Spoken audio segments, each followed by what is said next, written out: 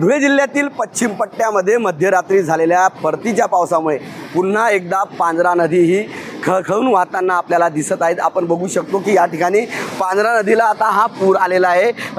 गेल्या पावसाळ्यामध्ये मोठ्या प्रमाणामध्ये नदीला पूर आला होता आणि किमान 4 वेळेस या नदीचे पूल बंद करण्यात आले होते। आता पावसाळा संपला आहे, मात्र आता जो काही शेवटचा परतीचा पाऊस झाला, या परतीच्या पावसामुळे पुन्हा एकदा पांझरा नदी ही आपल्याला खळखळून वाहताना दिसते आहे।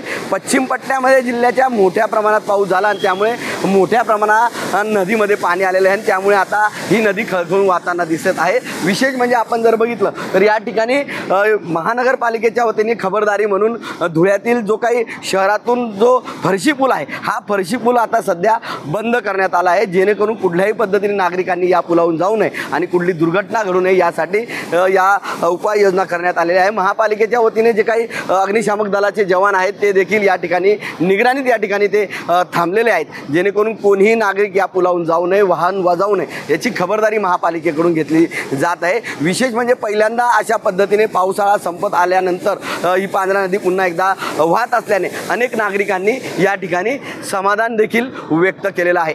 मनीष मासोळे, TV9 मराठी, धुळे।